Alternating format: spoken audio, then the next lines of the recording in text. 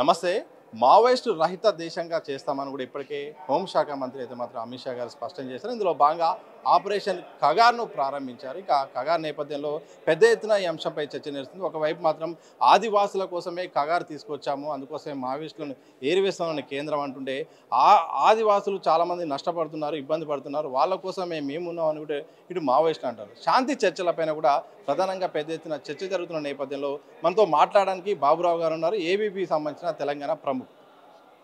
Operation Kagar విషయంలో కేంద్రము ముందడుగేస్తే చాలా స్పీడ్గా ముందు అడుగేస్తుంది. చర్చలు కూడా అవకాశం లేకుండా కూడా ఈ యొక్క కార్యక్రమం నడుస్తుంది. ఈ సందర్భంలో మీ యొక్క వర్షన్ ఏంటి? ఆపరేషన్ కగార్ పేరుతో నడుస్తున్నటువంటి నక్సల్స్ ఏరివేత కార్యక్రమం సందర్భంగా తెలంగాణ రాష్ట్రం లోపల కొంతమంది మేధావులు శాంతి స్థాపన చేయాలి,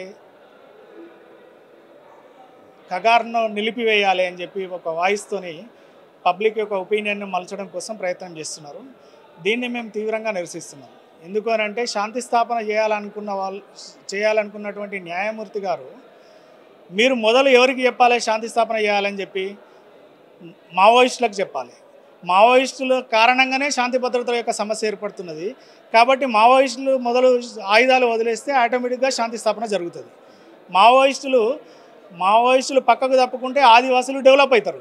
అంతే తప్ప మావోయిస్టులు నిరంతరం వాళ్ళపైన పెత్తనం చేస్తూ అనేక మంది ఆదివాసులను ఇన్ఫార్మర్ల పేరుతో చంపుతూ మేము ఆదివాసులను రక్షణగా ఉంటాము అని చెప్పి మాట్లాడడం అనేది దివాలా కొరతనం. ఎందుకనంటే మావోయిస్ట్ పార్టీ ఇప్పటికైనా తెలంగాణలో ఏదైతే వల్లకాడుగా మార్చిందో అదే ఛత్తీస్గఢ్లో కూడా అదే పని చేస్తున్నది.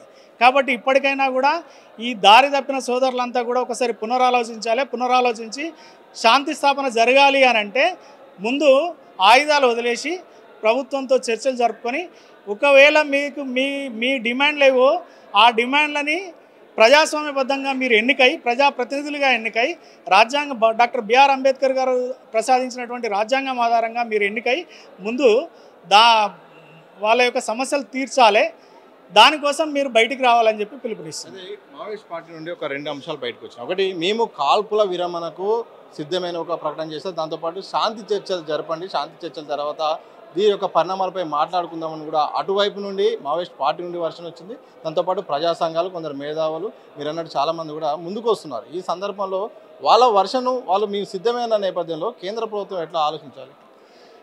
మావోయిస్ట్ పార్టీకి టైట్ అయినప్పుడు మేము చర్చలకు సిద్ధమని చెప్పి అనడం కాదు. ముందే నిజానికి శాంతి స్థాపన చేయాలి అని అనుకుంటే అది మీ చేతుల్లోనే ఉంది కదా. మీరు ఒక్కసారి ఆయుధాలు వదిలేస్తే శాంతి ఆటోమేటిక్గా స్థాపించబడుతుంది. అంతే తప్ప మీకు ఇప్పుడు ఆపరేషన్ కగార్తో టైట్ అయింది కదా అని చెప్పి మేము దాన్ని ఏమంటాము, మేము శాంతి చర్చలు జరపాలి, మేము సీజ్ ఫైర్ చేస్తాము, మేము 6 నెలల పాటు ఇట్లాంటి పదాలన్నీ కూడా గతంలో కూడా విన్నాం. రాజశేఖర హయాంలో చర్చలు జరిగినాయి, చెన్నారెడ్డి హయాంలో ఫ్రీగా లిబరల్గా వదిలేసిర్రు. అప్పుడేం చేసింది మావోయిస్ట్ పార్టీ? చెన్నారెడ్డి హయాంలోనైనా రాజశేఖర హయాంలోనైనా విచ్చలవిడిగా ప్రజల్ని ప్రజాకోట్ల పేరుతో చంపేసింది, నరమేధం సృష్టించింది.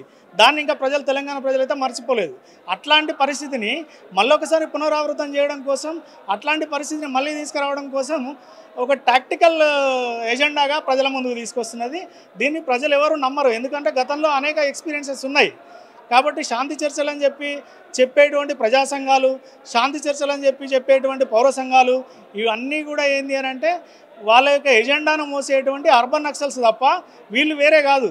ఎందుకు అని అంటే ప్రజా సంఘాలను ఎవరు ఎన్నుకున్నారు? ప్రజలు ఎన్నుకున్నటువంటి ముఖ్యమంత్రులను బెదిరిస్తున్నారు. మీరు పోయి ప్రజలు ఎన్నుకున్నటువంటి ఎమ్మెల్యేలను చంపేస్తున్నారు, ప్రజలు ఎన్నుకున్నటువంటి మంత్రులను చంపేస్తున్నారు. ఈ విధంగా తుపాకులు పెట్టి బెదిరిస్తూ అనేక మందిని చంపేస్తూ సాక్షాత్తు ఈ రాష్ట్రంలో హోంమంత్రిని చంపేసారు. కాబట్టి ఆ విధంగా అనేక మందిని ప్రతిపక్ష నాయకులను చంపేసారు, పాలకపక్ష నాయకులను చంపేసారు. ఒక పక్క ఈ విధంగా చంపేస్తామంటారు, రెండో పక్క శాంతి కావాలని అంటారు. మీరు చంపడం బంద్ చేయండి, ఇన్ఫార్మర్లు అని చెప్పి చంపడం బంద్ చేయండి. మీరు నిజంగా ఆదివాసుల కోసమే పనిచేస్తే మీ పైన పోలీస్ ఇన్ఫార్మర్లు వాళ్ళు ఎందుకు పనిచేస్తారు? మేము అభివృద్ధి చెందాలి అని చెప్పి కాంక్ష ఉంటే తప్ప వాళ్ళు మీరు ఉండొద్దని కోరుకుంటున్నారు. మీరు ఉండొద్దని కోరుకుంటున్నప్పుడు మీరు ఫస్ట్ పక్కకు జరగండి. పక్కకు జరిగితే ఆటోమేటిక్గా అభివృద్ధి చెందుతుంది. తెలంగాణ గతంలో మావోయిస్టుల యొక్క ఇన్ఫ్లుయెన్స్ విపరీతంగా ఉన్నప్పుడు ఎట్లా ఉన్నది, ఇప్పుడు ఎట్లా ఉన్నది, ఇప్పుడు ఎంత ప్రజలు స్వేచ్ఛగా ఉన్నారు, ఇప్పుడు ఎంత అభివృద్ధి చెందుతున్నది తెలంగాణ. అయితే ప్రధానంగా ఒక అంశం తెరపైకి వస్తుంది. అడవిల్లో అక్కడున్న అడవుల్లో దట్టమైన అడవుల్లో ఖనిజ సంపద ఉంది. అందుకోసమే ఇప్పుడు బలం ఎలాగ ఉనికి లేని మావోయిస్టులను ఏరివేసే కార్యక్రమం చేస్తుంది. తద్వారా ఆదివాసులను కూడా భయభ్రాంతులకు గురి చేసి వాళ్ళు అక్కడ నుండి తప్పించే ప్రయత్నం చేస్తుంది. అందుకోసమే కేంద్రం ఇంత దుందుగుడు చర్య కూడా చేపడుతుందని కూడా ఒక వాదన. ఆదివాసీలను పంపేయడానికి కానీ లేకపోతే ఏ ప్రజల్ని ఒక దగ్గర నుంచి ఇంకో దగ్గరికి పంపేయడానికి ఎవరికి హక్కులు లేవు. ఏ ప్రభుత్వాలైనా కూడా అటువైపుగా ప్రయాణం చేయవు. ఎందుకంటే ఇది ప్రజాస్వామ్యబద్ధంగా ఎన్నుకున్నటువంటి ప్రభుత్వం. మన దగ్గర కూడా ఆదివాసీలు ఉన్నారు, మన దగ్గర కూడా అడవులు ఉన్నాయి. మన దగ్గర ఉన్న అడవుల నుంచి వెళ్ళి బయటికి పంపించిరా నక్సలిజం తగ్గంగానే. ఇది ఒక కవర్ కోసం చేసేటువంటి ప్రయత్నం తప్ప, షీల్డ్గా ఉపయోగించుకోవడం కోసం చేసేటువంటి ప్రయత్నం తప్ప, ఆదివాసుల పేరు చెప్పి తమను తాము రక్షించుకోవడం కోసం చేసేటువంటి ప్రయత్నమే. అదేవిధంగా ఖనిజాలు ఉంటే, సంపద ఉంటే అది మొత్తం ఎంటైర్ భారత జాతికి సంబంధించినటువంటి అంశం. ప్రజలు ఎన్నుకున్నటువంటి ప్రభుత్వాలు రకరకాల నిర్ణయాలు తీసుకుంటాయి. దానిలో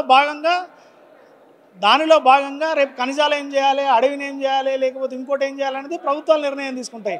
కేవలం తుపాకులు ఉన్నటువంటి మీరు 10 మందే శాసిస్తానంటే కాదు. లాస్ట్గా చెప్పండి, ఆపరేషన్ సింధూర్ ఎఫెక్ట్ అయితే కగార్పై పడింది. చాలామంది సిఆర్పిఎఫ్ బలగాలను వెనక్కి రప్పిస్తున్నా చేసింది. నిజంగా ఇది తాత్కాలికమైన లేకపోతే పూర్తి స్థాయిలో కగార్ విషయంలో కేంద్రం వెనక్కి తగ్గే అవకాశం ఉందా? ఇంకో లాస్ట్ క్వశ్చన్, 2026 మార్చి వరకు మావోయిస్ట్ రహిత దేశం లక్ష్యం సాధ్యమా? మావోయిస్ట్ రహిత దేశము సాధ్యమా కాదా అని అంటే, అసలు అనేక దేశాలల్లో మావోయిస్టులు తుడిచిపెట్టకపోయారు, అనేక దేశాలల్లో కమ్యూనిస్టులు తుడిచిపెట్టకపోయారు. అనేక దేశాలల్లో కమ్యూనిస్టులు తుడిచిపెట్టకపోయినప్పుడు ఈ దేశంలో కూడా ప్రజాస్వామ్యబద్ధంగా ఎన్నికైనటువంటి కమ్యూనిస్ట్ పార్టీలు కూడా తుడిచిపెట్టకపోయినాయి. ఆ విధంగా చూసుకుంటే తప్పకుండా ఇక్కడ కూడా మావోయిస్ట్ పార్టీ తుడిచిపెట్టకపోతుంది డెఫినెట్గా.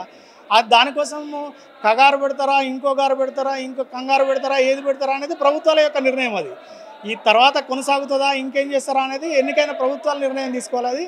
అయితే ప్రజలు మాత్రం శాంతి భద్రతలు, స్వేచ్ఛగా జీవనం కొనసాగించాలి. ప్రజలు స్వేచ్ఛాయుతమైనటువంటి జీవనం కొనసాగించాలి అని అంటే నక్సల్స్ రహితంగా ఉండాలి అని చెప్పి మాత్రం ప్రజలు కోరుకుంటున్నారు.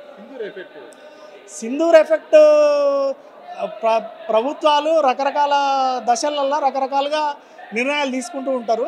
తర్వాత శాంతి భద్రతల సమస్యలు, తర్వాత యుద్ధాలు, రకరకాల సందర్భాలలో నిర్ణయాలు తీసుకుంటూ ఉంటారు. అది సింధూర్ ఎఫెక్టా కాదా అనేది ప్రభుత్వం చెప్పాలి. ఆపరేషన్ కగార్ విషయంలో మాత్రం కేంద్ర ప్రభుత్వం శాంతి భద్రతల కోసమే ఇక్కడ ఆపరేషన్ స్టార్ట్ చేసింది. అలాగే ఆదివాసీల రక్షణ కోసమే కగారు స్టార్ట్ చేసింది. ఇప్పటికైనా మావోయిస్టులు ఆయుధాలు వీడాలి, ప్రజల్లోకి రావాలి, అవసరమైతే ఇక్కడ రాజకీయంగా పోటీ చేసి వాళ్ళు చట్టసభలోకి వెళ్ళాలని కూడా ఏబీవీపీ సంబంధించిన తెలంగాణ ప్రముఖ బాబురావు గారు చెప్పిన సందర్భం అయితే చూడొచ్చు. కెమెరా పర్సన్ సూర్యబాబుతో సతీష్, దిశ టీవీ, హైదరాబాద్.